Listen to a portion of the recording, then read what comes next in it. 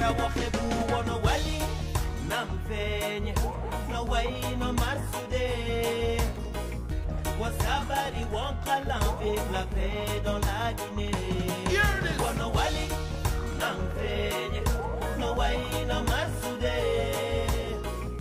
Wasabari wonkalam avec la paix dans la Guinée. Uno kilente donita, singilente silabula. Benga fisa bembaliadi, banga fisa jamfari. Anye kumanyonye, kanyongolame, matile nyonye, kabara kelendi, benga fisa bembaliadi. Oh, kemala deluo. Fita seti nalang, atu, Johnny di renjude, inamati fefema, fefema, girimu sumabi. Watch me now.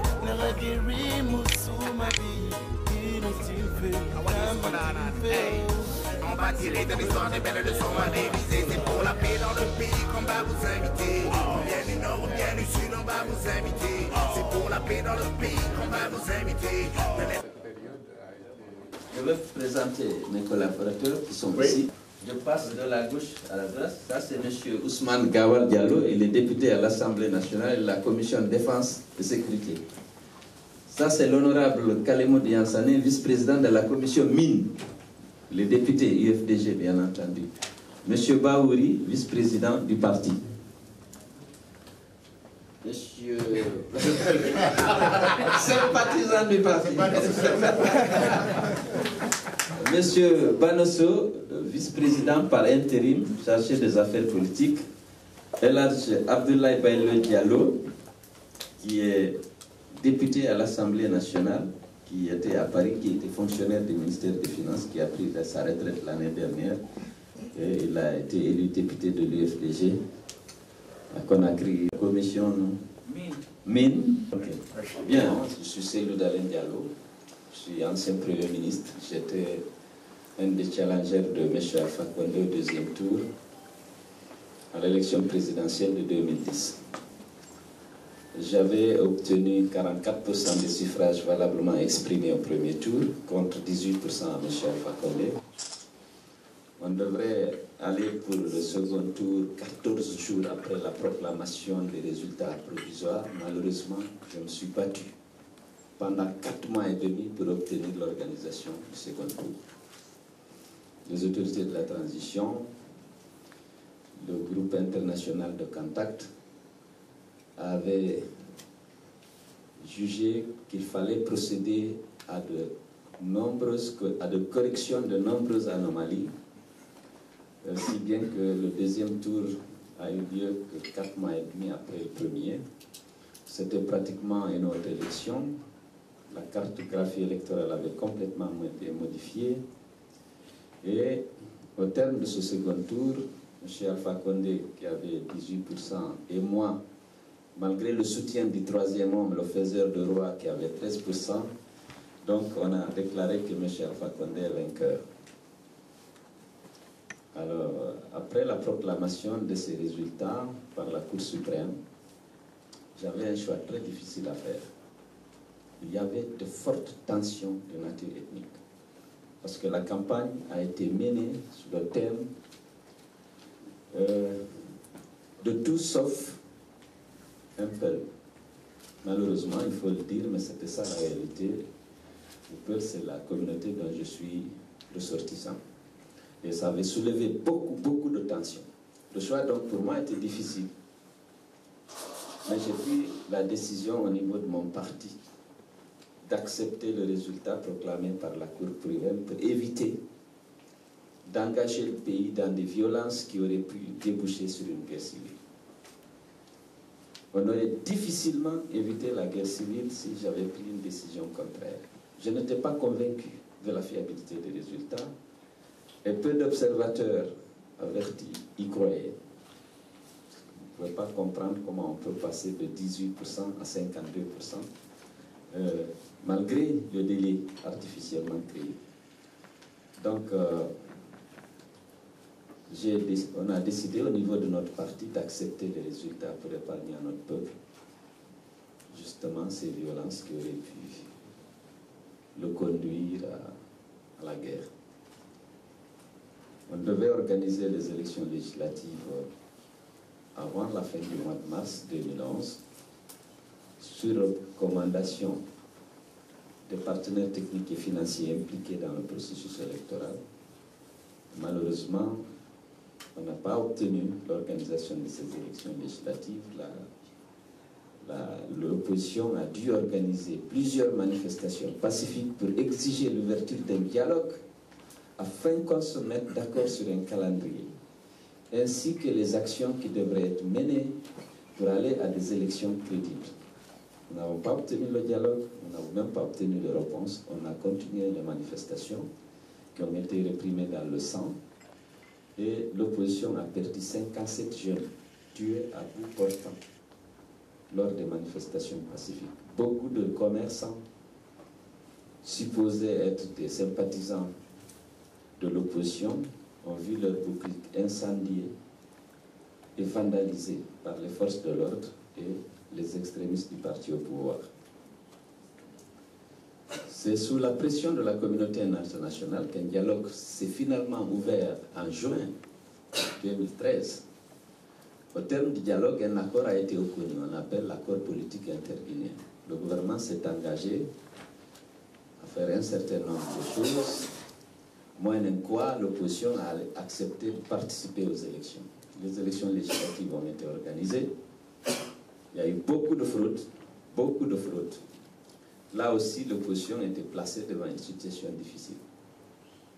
Après avoir dénoncé toutes les preuves mises en évidence, les fraudes mises en évidence, les preuves, la Cour suprême s'est déclarée incompétente pour traiter justement ces fraudes-là. Ces réclamations, on avait obtenu l'engagement du gouvernement. D'abord, de recruter un nouvel opérateur pour la gestion du fichier électronique, le fichier électoral, puisque pour les législatives, c'était un opérateur qui avait été recruté sans appel d'offres ni cahier de charge par M. Alpha Condé tout seul, dans la plus grande opacité. C'est des amis sud-africains qui lui avaient recommandé une société qui est capable d'aider des candidats qui ont des handicaps. Et on avait obtenu aussi l'engagement du gouvernement de mener des enquêtes sérieuses pour identifier les responsables des assassinats des jeunes manifestants. Je vous ai dit qu'il y en a eu 57. On avait obtenu également l'engagement du gouvernement d'indemniser les victimes, ceux qui avaient perdu des proches et ceux dont les boutiques avaient été incendiées ou vandalisées. On avait également obtenu l'engagement du gouvernement d'organiser les élections communales avant la fin du premier trimestre 2014. Tout ça n'avait pas été mis en œuvre. Aucun policier n'a été interpellé, aucun gendarme.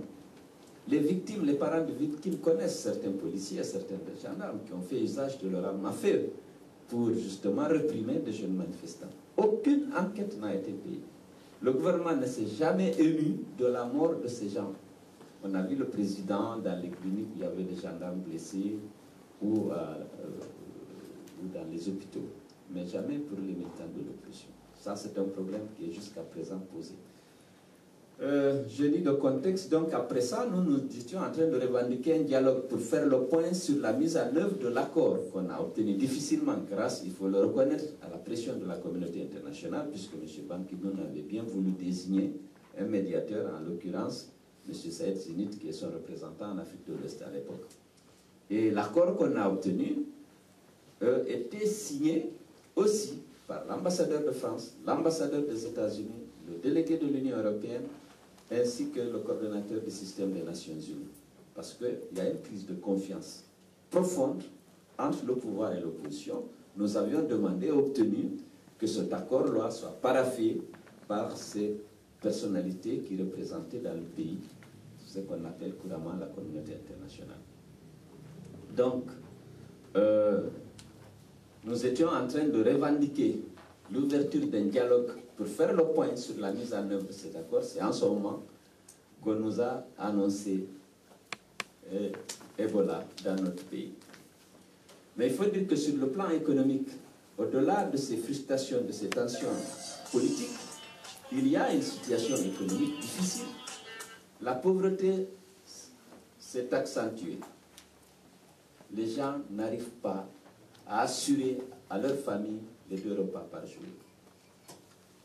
Et les investissements dans le secteur minier qui étaient fortement attendus ne sont pas venus, puisque M. Alpha Condé s'est empressé à mettre en place un code minier qui n'intéressait aucun investisseur. Il a voulu nationaliser les investissements avant qu'ils soient réalisés. Je m'explique. Il a changé le code minier. Il dit tout investisseur, toute compagnie minière qui investit en Guinée doit céder 35% du capital de la société à l'État guinéen.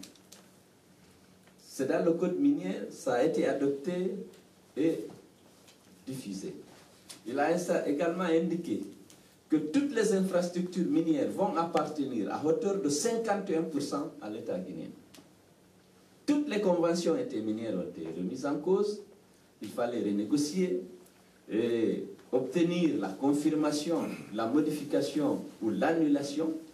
Et ça se faisait dans des conditions très difficiles pour certains investisseurs. Il fallait parfois, il faut payer au trésor public, mais parfois aussi il fallait payer à des personnes privées pour obtenir la validation de sa convention. Et beaucoup de conflits étaient ouverts avec les compagnies minières, si bien qu'il n'y a pas eu d'investissement jusqu'à présent. Bien que tout le monde attendait l'élection présidentielle, beaucoup, puisque le marché mondial attendait le minerai de fer guinéen en particulier, celui du Simandou qui reste le plus riche au monde et qui fait l'objet actuellement, comme vous le savez, de beaucoup de convoitises et de conflits d'ailleurs.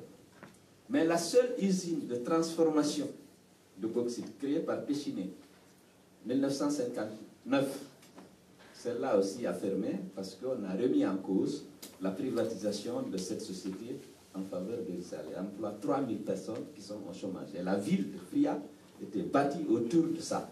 Aujourd'hui, cette usine est complètement fermée. Alors, il y a eu plus de destruction d'emplois que de création. Imaginez, malgré l'atteinte du point d'achèvement de l'initiative PPD, la disponibilité de la communauté internationale d'accompagner la Guinée, puisqu'on a levé pratiquement toutes les suspensions qui gênaient la coopération financière avec le pays, la Guinée a fait un taux de croissance en 2013 de 2,3%, contre 9% pour la Côte d'Ivoire, 14,8% pour la Sierra Leone. À côté, le Libéria, c'est 9%. Tous les pays alors que nous avons le taux de croissance le plus faible après la Guinée-Bissau, en Afrique de l'Ouest. La Guinée, malgré le potentiel, malgré l'espoir, les perspectives ouvertes, justement par le point d'achèvement et la demande mondiale très forte pour le minerai de fer guinéen. Tous les projets qui avaient été étudiés, même financés, tout le monde a suspendu.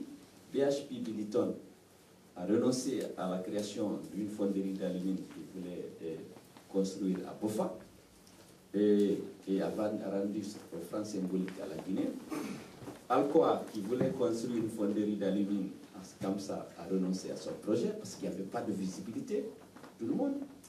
Bon, Rio Tinto est rentré dans une négociation avec Alpha qui a abouti à ce qu'on a appelé l'accord transactionnel qui obligeait Rio Tinto à payer 700 millions de dollars, mais il s'engageait en même temps dans cet accord transactionnel à réaliser les infrastructures, c'est-à-dire le Transguinéen, le chemin de fer et le port, mais avec une participation de la Guinée à hauteur de 51%. La Guinée n'avait pas les moyens, c'est 20 milliards de dollars, la Guinée n'avait pas le moyen de faire face à ce financement-là et le projet est resté longtemps bloqué. Je ne vais pas parler de Tiemens avec Vallée qui avait aussi un autre projet dont les permis avaient été retirés par décret. Actuellement, ils sont devant les chambres d'arbitrage. Je ne sais pas quand est-ce que ça va finir. Donc, dans ce contexte-là, il y a une pauvreté. Plus de 53% de la population vit en dessous du seuil de pauvreté en Guinée actuellement. C'est dans ce contexte que Ebola s'est invité aussi, justement, dans l'assiette des Guinéens.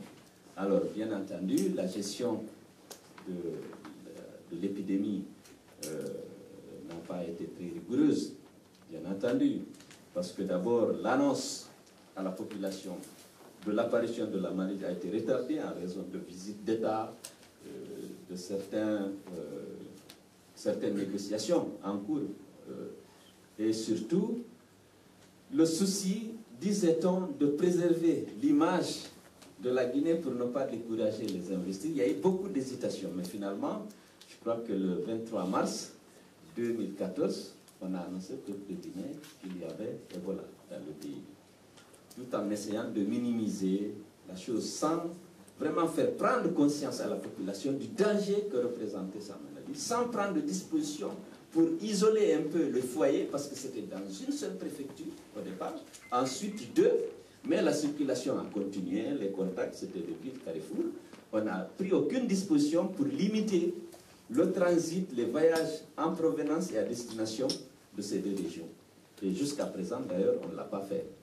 Et finalement, grâce à l'intervention des partenaires internationaux, dont il faut saluer l'action, il s'agit en particulier de l'OMS, de Médecins sans frontières, de la Croix-Rouge, de l'UNICEF, et d'autres, vraiment qui sont venus au secours de la Guinée et qui ont fait un excellent travail. Sans eux, aujourd'hui, on ne pourrait pas encore être tous là peut-être pour parler de cette situation. Il faut rendre hommage à l'engagement des hommes et des femmes qui travaillent dans ces organisations-là, qui ont risqué leur vie et qui sont venus au secours de la Guinée.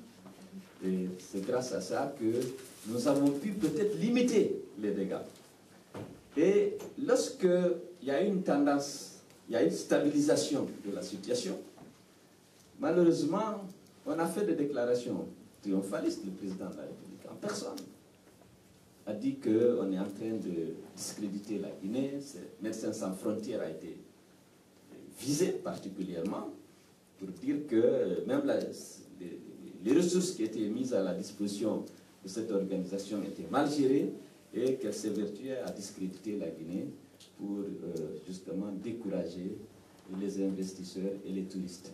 Même l'opposition a été accusée de ça par le RPG, le parti au pouvoir. On a dit que c'est l'opposition qui est en train justement de faire cette publicité malveillante sur la Guinée alors que Ebola est maîtrisé. Et ça, c'est des propos souvent qui étaient tenus par le président de la République.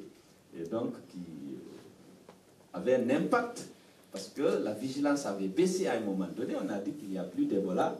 Il n'y a que des gens qui sont hostiles à la Guinée, qui ne veulent pas de développement de la Guinée, qui sont en train de salir l'image du pays à l'extérieur. Donc ça a vraiment fait que la vigilance et beaucoup de dispositions qui avaient été prises ont été levées, et si bien que la maladie a continué à se diffuser d'abord dans le pays.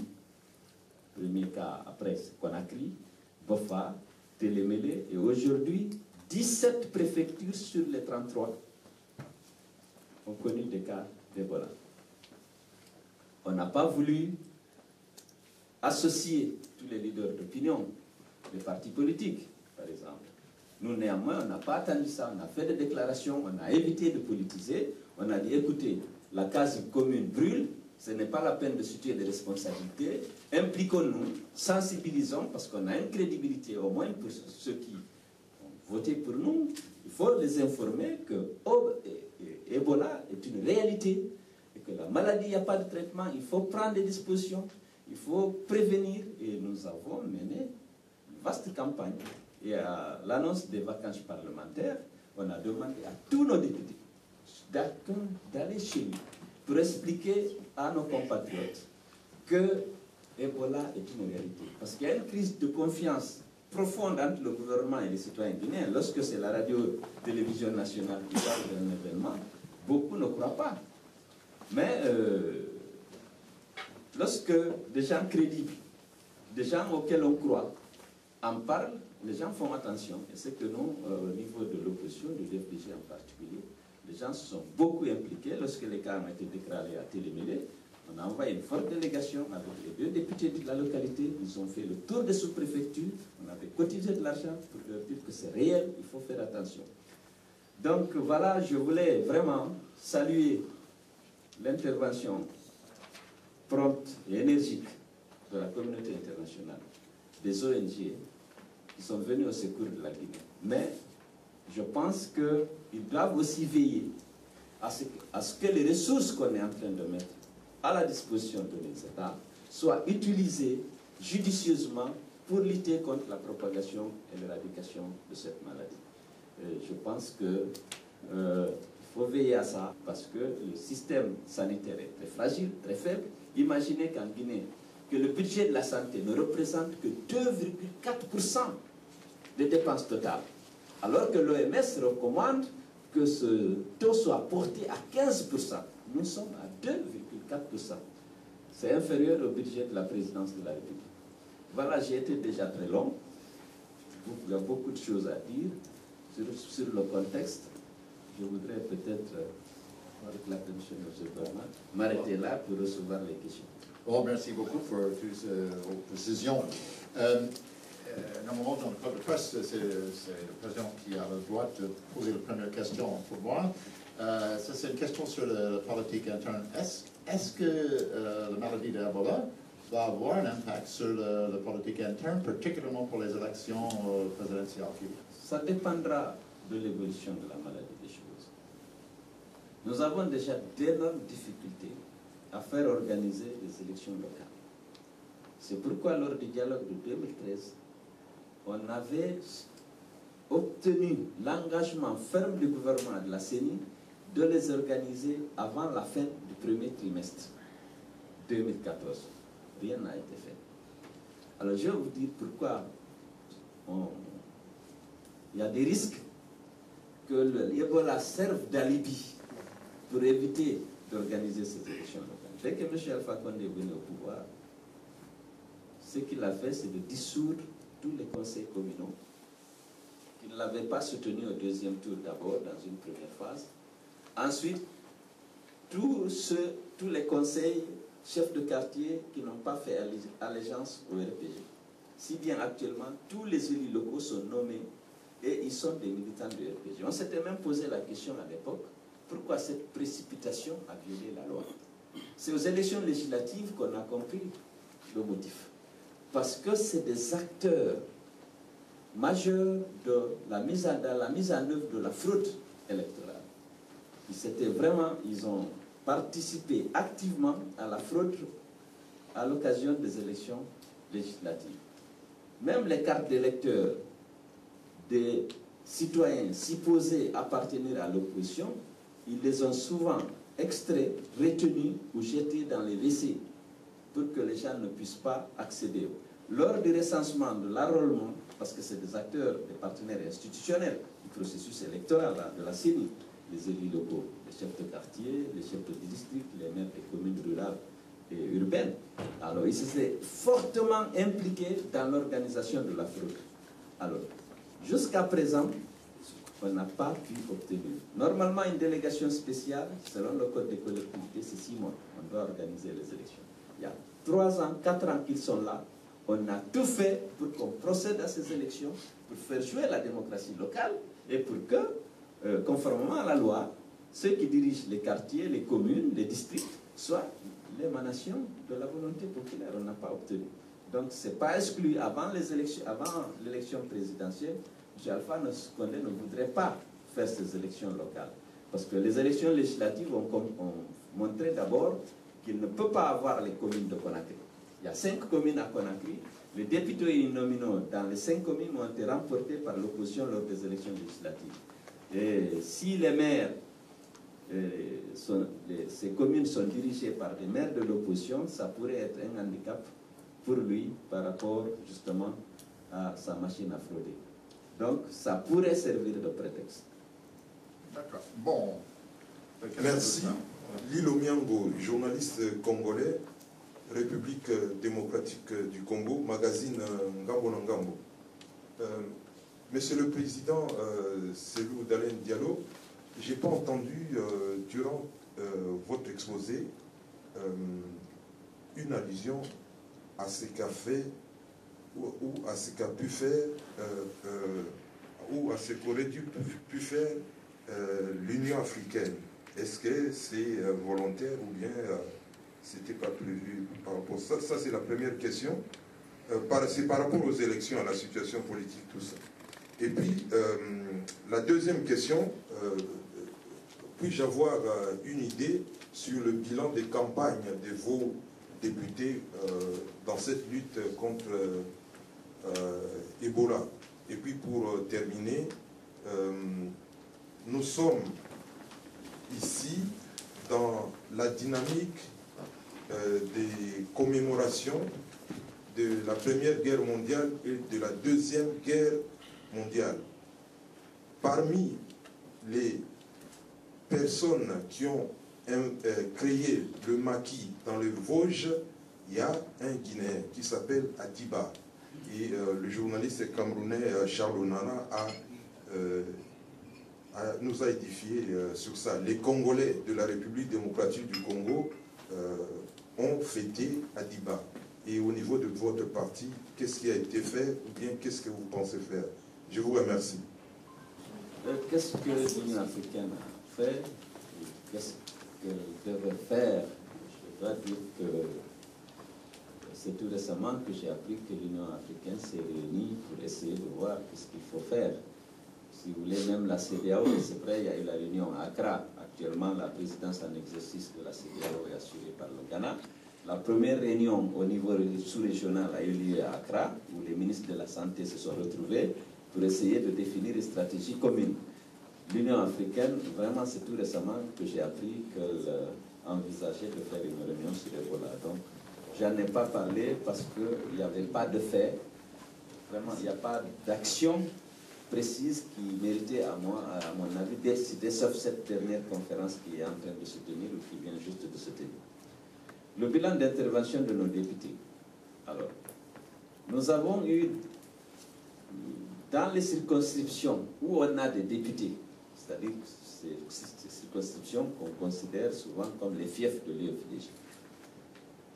La première circonscription dans laquelle on a enregistré Ebola, l'apparition d'Ebola, c'était le Mali. On s'est retrouvé au niveau du parti, on a cotisé, on a envoyé 2 députés là-bas. Ils sont là-bas parce que, je vous dis, l'État guinéen, le gouvernement souffre d'un déficit de crédibilité énorme. Et les gens sont allés, ils ont contribué à la sensibilisation et très rapidement, ça a été éradiqué dans la zone. Les gens ont observé les consignes, on demande d'observer les consignes des agents de la santé.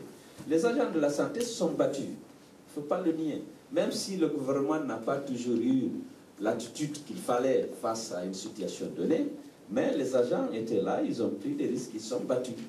Mais au niveau de Télémélé, vraiment, il y a eu, je crois, 3 cas, et puis on a pu rapidement circonscrire.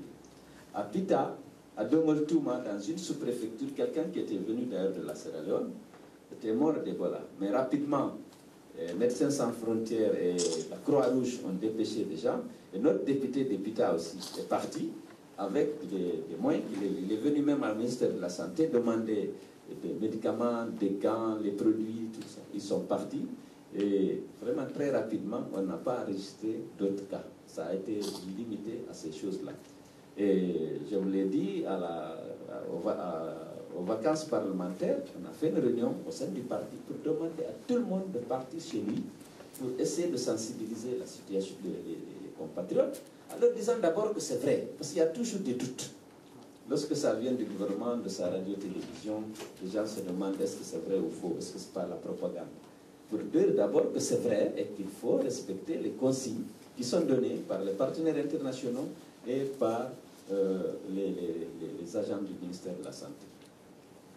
Pour M. Hadiba, bon, c'est un compatriote dont nous sommes tous fiers. Thierry Monenembo, le président guinéen, en a parlé, m'a écrit un livre dessus.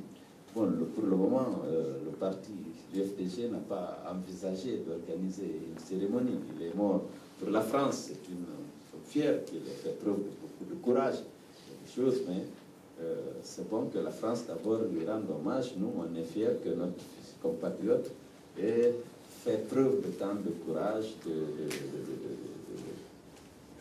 voilà, je ne sais, de combativité en défendant la France ou en défendant la liberté tout court.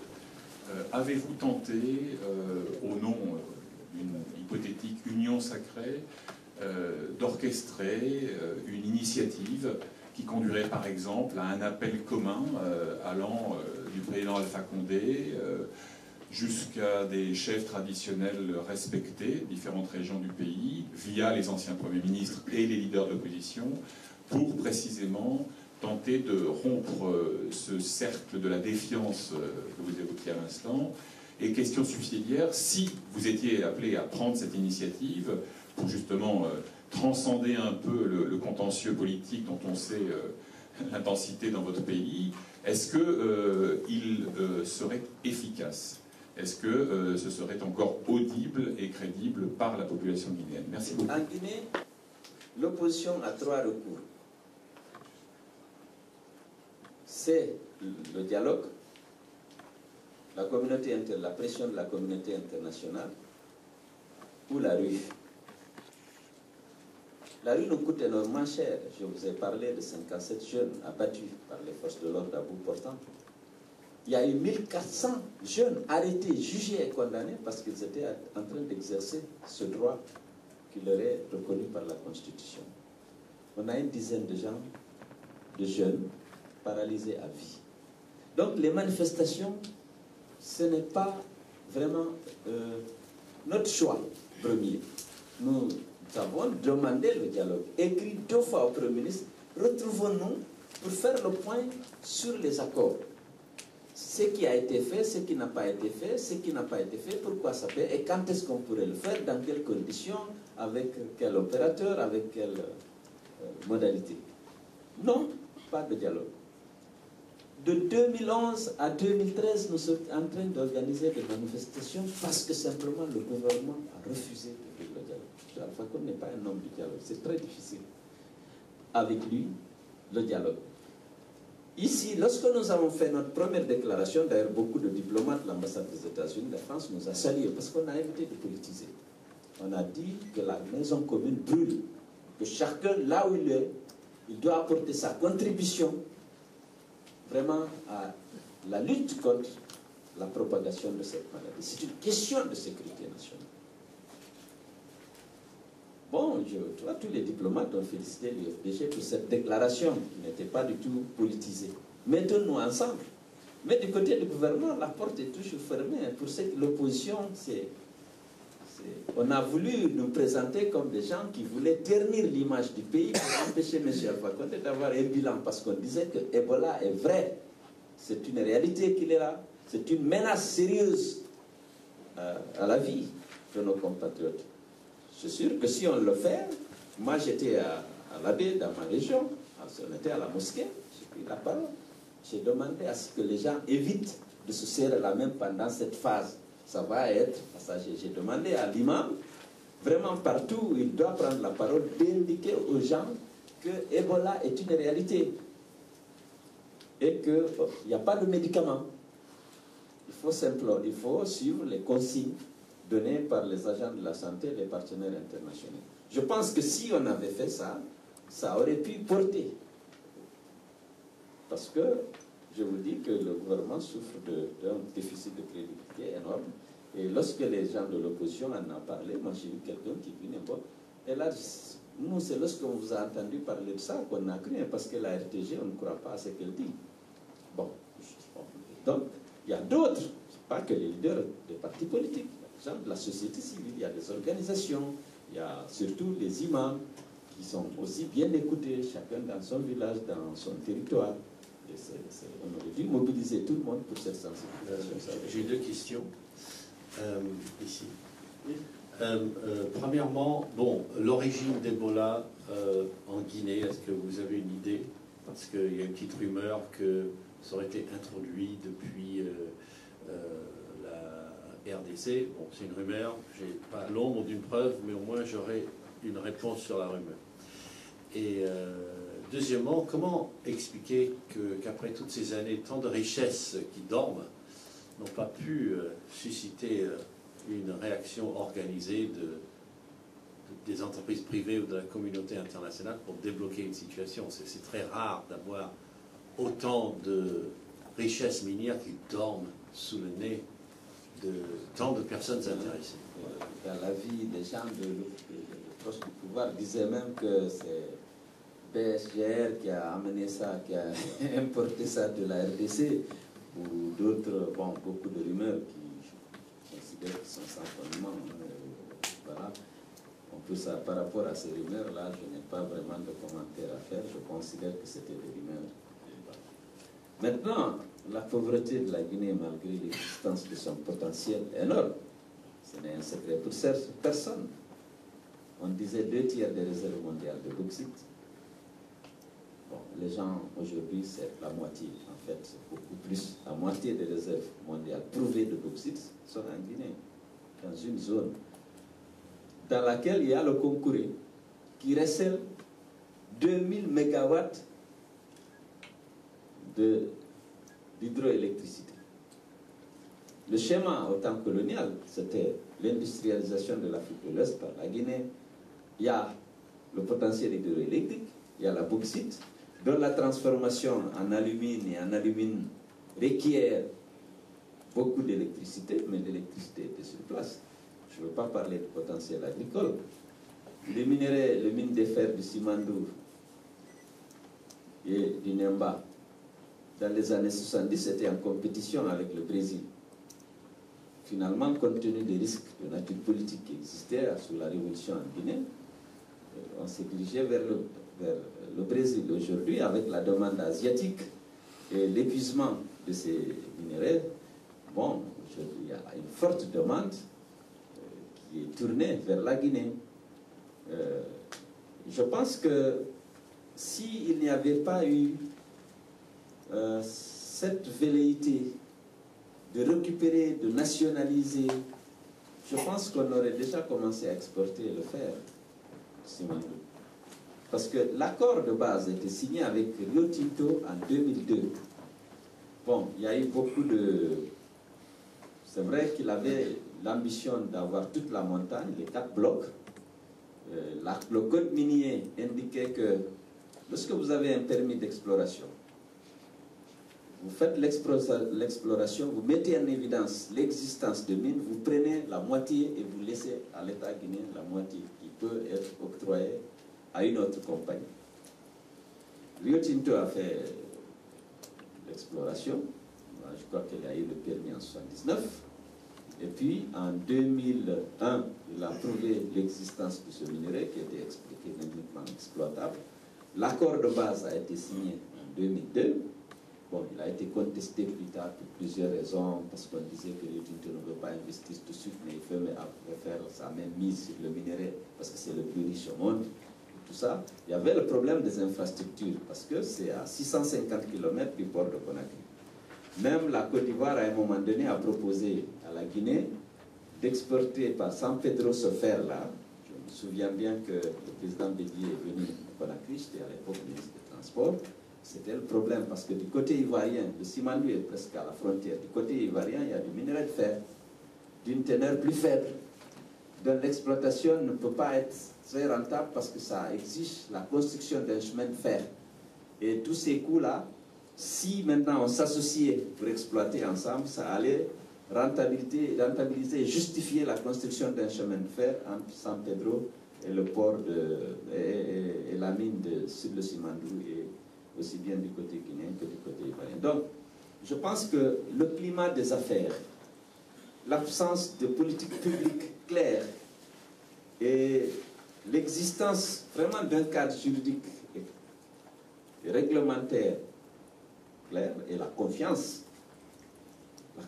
des investisseurs, c'est des choses qui ont manqué, parce qu'il y a eu la révolution pendant longtemps, il y a eu la taxe spéciale que Sékou Touré même avait imposée à partir de 1975 en violation flagrante des dispositions de la convention de CBG à quoi, et après ils sont allés en arbitrage. C'est en 1983 que la Guinée a été condamnée de renoncer à ça, parce que de façon révolutionnaire on avait décidé d'imposer une taxe spéciale à CBG, à la compagnie de bauxite de Guinée qui réunissait Alcoa Alcam pour l'exploitation de la mine de Sangaredi. CBG exporte environ 15 millions de tonnes de bauxite actuellement. À l'époque, la capacité était de 13 500 000 tonnes. Et on a imposé ça à Figenay de manière que, au cours d'un Conseil national de la Révolution, et puis ça coûte toujours cher à la Guinée, on nationalise. Donc il y a eu des politiques publiques qui ne rassuraient pas les investisseurs, c'est sûr, c'est évident. Il y a un déficit d'infrastructure, il y a, et puis bon, le marché mondial aussi qui fluctue, parce qu'actuellement il y a la crise. Le président Alpha Condé, après avoir signé l'accord transactionnel avec Rio Tinto, a obtenu 700 millions de dollars, dont on pourrait revenir sur l'utilisation d'ailleurs, voulait ces derniers temps que Rio Tinto investisse avant l'élection présidentielle de 2015. Il a tout cédé. Rio Tinto a dit non, on ne peut pas couper une chance. Il faudra attendre vraiment 2018 si le marché se redresse, parce que la demande mondiale a beaucoup baissé suite à la crise. Et aujourd'hui, ils avaient ouvert une autre mine en Australie. C'est pas élastique à l'infini, ça demande, il faut tenir compte de la demande. Donc, les contrats miniers, bon, écoutez, le gouvernement est en conflit avec BCR et Vale, d'un côté. Il y a beaucoup de motifs qui ont été donnés. Vale, BGR avait eu le permis sous Conté, je crois. Oui, sous Conté. Après, il s'est associé avec Vale en vendant à Vale une partie du permis qui lui aurait procuré 2,5 milliards. C'est une plus-value forte. On disait qu'il n'avait payé que 150 millions de dollars pour avoir un droit dont il a vendu la moitié pour 2,5 milliards. Ça a l'air de ne pas être décent, mais c'est légal. Vous avez un droit, vous pouvez avoir une plus-value. Ce qui n'est pas légal, c'est la corruption, qui n'est pas, c'est pas décent, c'est pas légal. Est-ce que c'est en raison de la corruption ou de la plus-value? Mais le code minier guinéen, à l'époque, n'exige pas de l'investisseur le rachat, l'achat. C'est dans la négociation de la convention que l'État prévoit les revenus que l'investisseur doit lui verser au cours de l'exploitation. Vous n'achetez pas la mine.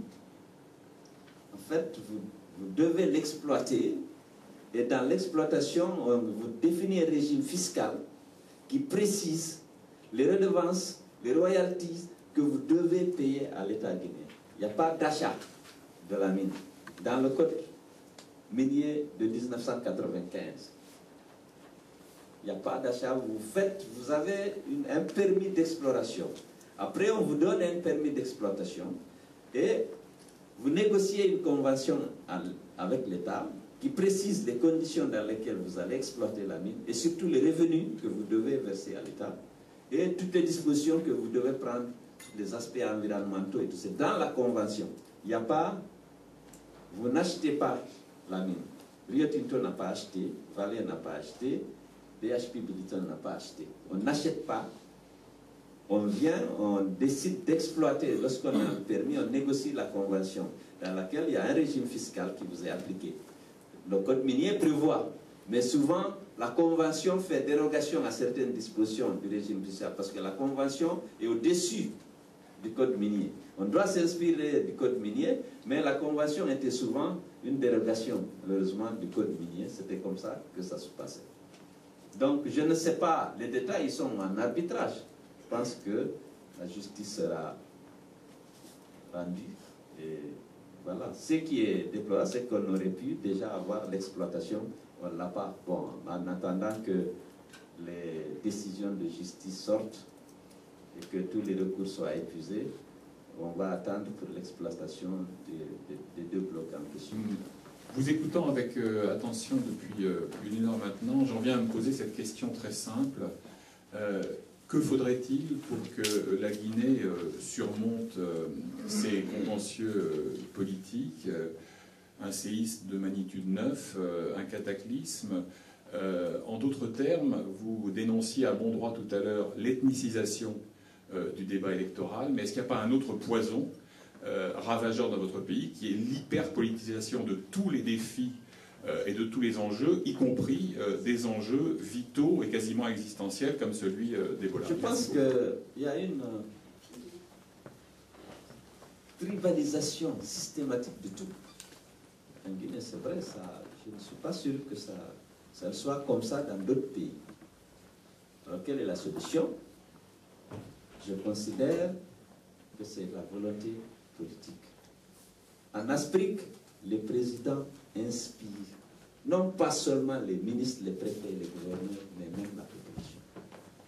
Le jour où on aura un président qui aura une ferme volonté politique de changer et qui, par l'exemple, va donner l'orientation des choses en étant ferme par rapport au respect des lois et des règlements, par rapport au respect de ce qu'il considère comme essentiel, l'égalité des citoyens, qui est capable, par son comportement et par celui de sa famille politique et biologique, de montrer aux autres la direction à prendre. Et s'il reste intransigeant par rapport à ça, la Guinée va avancer. Mais les Guinéens, par habitude, savent que ce que le chef dit ou ce que la loi prescrit, ce n'est pas important. C'est ce que veut le chef qui est important. Parce qu'on a eu des gens qui savaient faire des bons discours, Sékou-Touré était très éloquent, c'était séduisant, charmant. Mais la pratique était tout à fait différente de ce qu'il affirmait haut et fort. Les principes et les valeurs qu'il défend dans les discours, dans la pratique, c'était le contraire. Et ça perdure. Avec Alpha qui a dit qu'il reprend la Guinée là où Sékou-Touré l'a laissé, on retrouve vraiment c'est pas une ressemblance énorme. Dans un contexte tout à fait différent, pas dans les années 70, mais le complot intérieur, extérieur, le choix sur des critères strictement politiques des cadres. Je donne le gouverneur de Conakry, avec tous les problèmes de la vie. C'était le garde du corps du gouverneur, qui n'a même pas de brevet, qui n'a aucune formation. Mais comme il a réprimé, avec une férocité particulière, une manifestation de l'opposition, la réception que les gens voulaient m'organiser, il a été confirmé gouverneur de la ville, avec tous les problèmes de gestion des espaces, d'assainissement que la ville connaît. Mais c'était l'objectif, c'était la répression de l'opposition.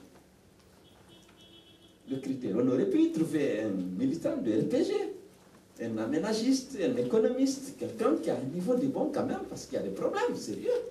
Mais quelqu'un qui n'a pas de brevet, qui n'a fait aucune étude de ça, parce qu'il a échoué à l'école, il a été jeté dans l'armée, maintenant, on le met gouverneur de la ville.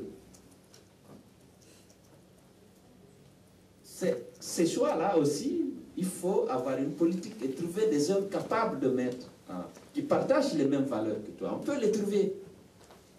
Et veiller à ce que personne ne s'écarte de la voie qui se trace. Là, par la sensibilisation, mais aussi par la sanction. Parce qu'il n'y a pas de discipline sans sanction.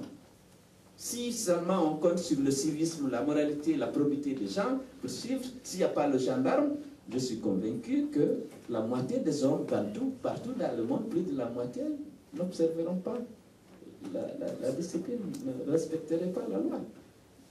Mais en Afrique, le comportement du chef doit être exemplaire lorsqu'on veut changer.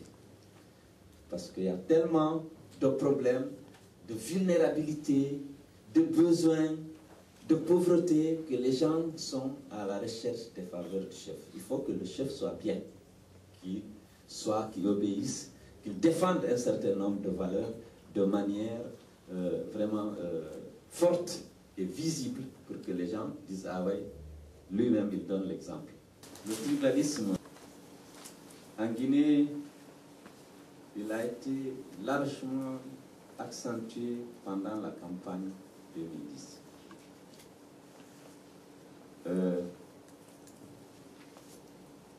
La campagne pour le deuxième tour a eu lieu autour de la tribu. Il faut le dire. On avait pensé que c'était lié au handicap qui était celui de M. Alpha Condé. Il a 18%, il doit aller au deuxième tour contre quelqu'un qui a 44% et qui a le soutien du troisième candidat. C'était pas facile. Il était âgé, il a fait 40 ans de politique ou d'agitation politique. On a mené la campagne contre l'ethnie du candidat et non contre le candidat lui-même. Ça, on a essayé, il y a 4 régions naturelles en Guinée. Pratiquement, il y a 4 groupes ethniques. L'objectif, c'était de rassembler les 3 autres contre le candidat de l'autre ethnie. Mais c'était la première fois que publiquement on faisait un discours sur cette base. Avant, ce n'était pas décent et puis ce n'est pas légal parce que les lois de la République punissent sévèrement ce genre de comportement. Mais pour une fois, on l'a fait publiquement. Je ferai écouter des discours. Vous ne pouvez pas dire qu'on peut tenir des discours publics comme ça. Il y avait toujours les préjugés, on en parle dans les salons, on en parle en privé, dans les familles. Mais publiquement, en meeting, c'était la première fois. Ça a marqué les Guinéens. Mais après, une fois au pouvoir encore, malheureusement, on a constaté que ça a continué. La stigmatisation, l'exclusion, maintenant pas vis-à-vis d'une seule ethnie. Parce qu'il y a le repli communautaire dans la politique. Même s'ils le justifient, disant non, je ne peux mettre au pouvoir que ceux qui ont lutté avec moi. Mais souvent, il se trouve que la majorité de vos militants viennent de votre ethnie. Ce qui était nouveau, c'était vraiment d'en parler ouvertement. Parce que M. Alpha Condé a dit une fois, en 1993 déjà, il dit tous les malinqués qui voteraient pour Conté sont des bâtards. Parce que Conté était sous-sous. Publiquement. Lui, il a contribué vraiment à exacerber ces contradictions de nature ethnique. Parler de mafia Peul, de ceci et cela. Sinon, pour le reste des leaders avant, c'était pas décent d'en parler, même si les gens le ressentaient, même s'il y avait des préjugés forts, parfois, mais en parler, c'était vraiment pas décent et c'était pas possible. Comment lutter contre ça? Moi, je pense qu'il faut travailler pour instaurer l'état de droit, la République des citoyens. Je pense que c'est pas facile, mais c'est dans cette direction, l'état de droit. Veiller à ce que les choses se passent dans le respect des règles, des critères objectifs de mérite, de compétences, mais ne pas choisir sur la base de l'appartenance, décider sur la base de l'appartenance politique ou ethnique.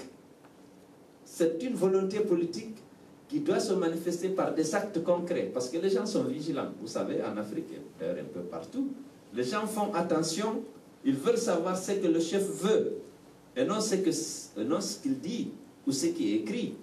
Ils sont à la recherche des faveurs du chef, soit pour avoir un poste, pour avoir des avantages, un marché public, un recrutement dans l'armée, dans la fonction publique, des positions. Si maintenant il y a une volonté politique de changer ça, de créer l'État des citoyens, la République des citoyens, eh bien, il y aura d'abord la transparence, ensuite l'égalité des chances. L'égalité des chances, un État dans nos pays, c'est un État qui est capable de garantir l'égalité des chances. Qu'ils choisissent maintenant celui qui répond au mieux aux critères préalablement définis. C'est pas facile, vous allez dire que c'est facile à dire, mais c'est dans cette direction, à mon avis. Je voudrais revenir un peu sur la façon dont, d'une part, les leaders religieux ont pu intervenir dans la lutte contre Ebola, par les messages de sensibilisation, vous les avez déjà un petit peu mentionnés, mais est-ce que vous pensez qu'ils ont été suffisamment actifs, finalement, par rapport à cette maladie? Et de façon plus générale, ici en France, on a eu des reportages à un moment donné disant bon, il y a un peu des résistances de la société elle-même par rapport à la prise de conscience de la maladie, des pratiques sociales qui faisaient que finalement pour enrayer la diffusion de la maladie, c'était très compliqué. Est-ce que vous pouvez nous expliquer un petit peu comment la société a réagi et peut-être zoomer effectivement sur le rôle des communautés? Il y a des résistances, on ne peut pas le nier. C'est très difficile pour une famille d'accepter qu'un proche soit enterré sans qu'on lui fasse tous les toilettes, si vous voulez, traditionnelles, parce que son acceptation même au paradis dépend dans une large mesure de tout ce qu'on fait là. Et c'est tellement important pour ces gens-là, abandonner le proche, le fils ou le père, le corps, sans prier sur lui, sans le toucher, sans faire tout ce qu'on a l'habitude de faire, c'est toujours difficile. Il y a des résistances, c'est évident. C'est évident. Bon,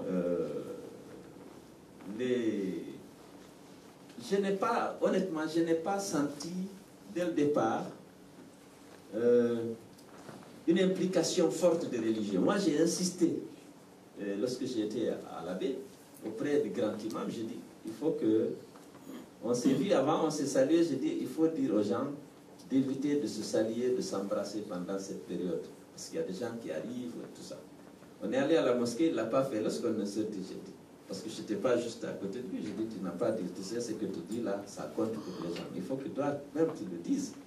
Moi, je l'ai dit, mais bon, je suis politique, malgré tout, mais le religieux, il faut le faire. Mais je crois que le gouvernement ne leur avait pas aussi demandé de le faire. Je pense que aussi, le gouvernement a compté sur la RTG, la radio-télévision guinéenne, qui n'est pas du tout crédible. Plusieurs raisons, c'est pas chez nous. Souvent, les médias publics ne sont pas toujours aussi crédibles. Ils n'ont pas fait de spot pour la télé, pour les médias privés. Il n'y a pas eu un effort vraiment visible pour la sensibilisation. C'est sûr qu'il y a des résistances, il faut obliger les gens, il y en a qui comprennent facilement. On m'a dit, lorsque les gens sont allés à Télémélé, vraiment les gens, lorsque les députés ont fait le tour de ce qu'ils ont parlé, ils ont dit qu'ils ont compris. Et après on a adopté, ils ont constaté un changement dans le comportement des gens vis-à-vis de la maladie. Mais ce n'est pas toujours évident. Je n'ai pas senti une implication forte des imams non plus. Monsieur, s'il vous plaît. Bonjour, John Irish de l'agence Reuters. Vu la situation politique interne que vous avez décrite, est-ce que vous pensez que c'est vraiment possible d'avoir des élections crédibles, justes et libres l'année prochaine? Je dois avouer que je suis très sceptique. Bon, je suis le chef de file de l'opposition, hein, donc j'essaie d'être objectif pour être crédible aussi à vos yeux. Ça raconte n'importe quoi. Mais je ne sens pas la volonté politique de la part de M. Alpha Condé d'organiser des élections transparentes. Je sais, en raison de l'absence de résultats, parce que je n'ai pas abordé des questions sur lesquelles il s'est engagé publiquement. Je vais régler le problème de l'électricité dans 6 mois. Aujourd'hui, on a moins d'électricité, on a moins d'eau courante, on a moins de sécurité. Et ça a profité à l'opposition. Il est que lui-même conscient que s'il organise des élections transparentes, il a peu de chances de passer. Parce que je peux vous assurer aujourd'hui, mon parti, l'UFDG, est plus fort aujourd'hui qu'à la veille du premier tour de l'élection présidentielle. Très honnêtement. Parce qu'il y a eu beaucoup d'adhésions. En raison des difficultés de la vie, en raison des promesses non tenues, en raison de la précarité qui affecte une grande partie de la population. Parce que pour eux, la responsabilité, je vous ai dit combien de fois, la vie est dure actuellement. Il n'y a pas eu de croissance. 2,3% en 2013. Seulement. Alors que l'Afrique au Sud-Sahara a fait 5% de croissance. il n'y a pas eu d'emploi. Il y a moins de sécurité. Et ils le sentent. Parce que des zones qu'ils considéraient avant comme des fiefs, Basse-Guinée, forêt, il y a assez de problèmes. Les gens viennent adhérer dans les partis de l'opposition. Je ne veux pas dire que c'est moi seul qui reçoit ces gens qui quittent ou qui avaient fait confiance au deuxième tour. Il y en avait. Mais aujourd'hui, tout le monde est déçu. Il n'y a rien, les gens souffrent énormément. L'exode rural est devenu l'exode de la Guinée, d'ailleurs. Tout récemment, chaque fois, parmi les enfants qui, dans l'océan, ici, hier, il y avait une délégation de députés qui était partie à Léluma, un village qui a perdu, ici, venez essayer de passer, d'atteindre l'Europe par la Libye, un village, Léluma, chez la belle famille de M. Ba. Ils ont perdu combien de gosses? 7 gosses. On a envoyé une délégation du parti dans une seule sous-préfecture, Corbeil, pour saluer. Donc, nous avons lancé un appel à la communauté internationale pour leur dire qu'il faut veiller à ce que ces élections soient transparentes. Parce que si ce n'est pas le cas, il y a un autre risque qui guette la Guinée. Les gens ne peuvent pas continuer à accepter que les élections soient fraudées. On veut qu'on respecte les choix du peuple, les suffrages. Or, actuellement, compte tenu des difficultés qu'on a eues, pour faire renvoyer Weimar Sabari, alors que l'engagement ferme avait été pris au terme du dialogue qui s'est tenu en juin 2013, Alpha Condé ne voulait pas se débarrasser de Weimar Sabari. Et la CENI est MVD, les institutions ne sont pas indépendantes. Lorsque l'Union européenne a offert récemment de mettre en place une assistance technique à la CENI et au Parlement pour aider la CENI à constituer le dossier d'appel d'offres pour le recrutement d'un nouvel opérateur dans la transparence, parce qu'on a eu une mission d'observation électorale lors des législatives qui a été très stricte et très objective, qui s'est rendue disponible. Et je dois dire que si l'opposition a pu limiter les dégâts, c'est parce que cette mission était présente. Parce que lorsqu'on a la présence d'un étranger, on fait attention, mais entre nous, on ne se gêne pas. Et cette mission a fait une évaluation exhaustive du système électoral guinéen, a formulé de pertinentes recommandations, mais même la mise en œuvre de ces recommandations, on n'arrive pas à obtenir l'accord. Parce que justement, l'assistance technique à l'Assemblée, c'était d'aider à corriger le code électoral qui comporte plein de lacunes, à définir clairement le juge électoral, ses prérogatives et ses compétences, parce que je vous ai dit que la Cour suprême s'était déclarée incompétente pour connaître le contentieux électoral, et pour revoir la loi sur la CENI. Une CENI qui avait montré vraiment ses limites pendant ces années. Mais il a appelé le président de l'Assemblée. Il a dit, l'assistance technique de l'Union européenne, je n'en veux pas du tout.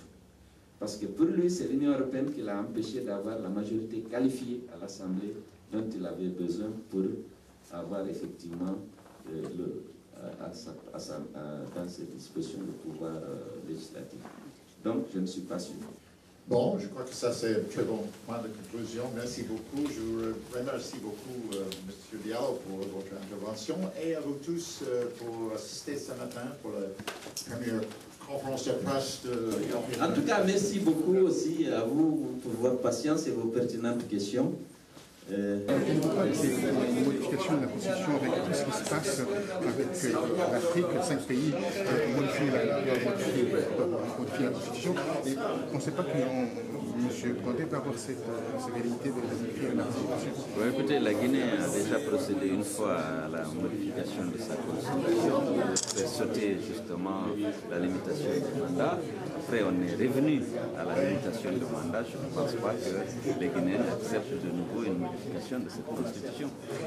L'histoire de Bolloré qui récupère le contrat au niveau des ports sans qu'il y ait l'appel d'offres, quelle conséquence la lumière pour pouvoir voir tout ça? C'est un problème de gouvernance, mais qui ne touche pas que cet aspect. Aujourd'hui, la quasi-totalité des marchés importants octroyés par le gouvernement de M. Alpha Condé, c'est le marché de gré à gré, notamment dans les travaux publics, dans l'électricité. Vous n'êtes pas sans savoir qu'on a attribué un marché de près de 200 millions d'euros, un marché de gré à une société brésilienne, à Cipras, pour installer 100 MW depuis 2011. Et jusqu'à présent, on n'a pas livré. Et donc il y a beaucoup d'autres contrats qui ont été signés dans les mêmes conditions. Vous parlez de croissance pour terminer, vous parlez de croissance de 2,3%. Et en Afrique, on parle de croissance à 2 chiffres presque. En Angola, ça va arriver à des chiffres. En RDC, 8,3%. Mais au niveau du panier de la ménagère, on ne le voit pas. Mais pourquoi craignez-vous rabâcher sur cet aspect de choses? Je crois qu'il faut d'abord qu'il y ait la croissance, la création de richesses. Maintenant, il faut des politiques qui permettent une répartition équitable de ces richesses. Mais s'il n'y a pas la richesse, ce sera difficile, ce sera impossible de la répartir. Donc la croissance est une excellente chose, il faut prendre les dispositions pour qu'il y ait la croissance, mais accompagner cette politique d'investissement et de croissance par des politiques qui permettent une redistribution de la richesse créée de manière à réduire la pauvreté et la précarité, notamment au niveau des gens les plus vulnérables. Alors, ce que les gens craignent aujourd'hui, pour terminer, c'est que les gens craignent aujourd'hui que le Peul prenne le pouvoir en Guinée pour tout capitaliser, pour tout confisquer en fait économiquement. Non, telle n'est pas la volonté d'un leader quelconque. Je pense que nous voulons bâtir un état de droit. Moi, mon ambition politique, si je me suis engagé en politique, c'est avec l'ambition de garantir l'égalité des citoyens devant la loi, de créer les conditions d'amélioration du bien-être de toute la population et d'assurer la sécurité de tous les fils du pays. La Guinée a un potentiel économique important, il faut le mettre en valeur et au profit de tout le monde, avec la participation de tout le monde. Je pense que c'est possible. Il y a une certaine expérience qui me permettrait, une fois président de la République, d'assurer justement une forte croissance, mais également une réduction, l'éradication de la pauvreté dans mon pays, parce que les moyens existent. Merci.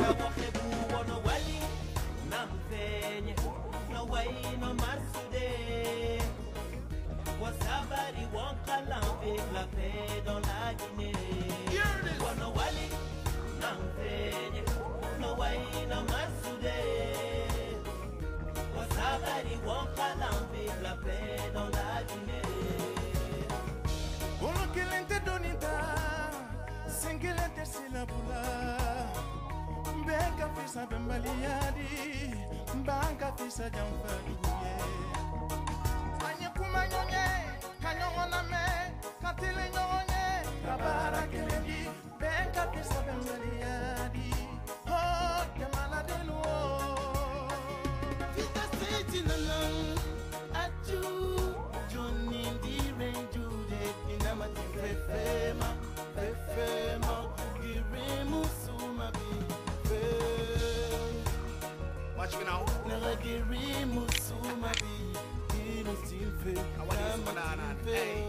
On va tirer de l'histoire des belles leçons à réviser. C'est pour la paix dans le pays qu'on va vous inviter. On vient du nord, on vient du sud.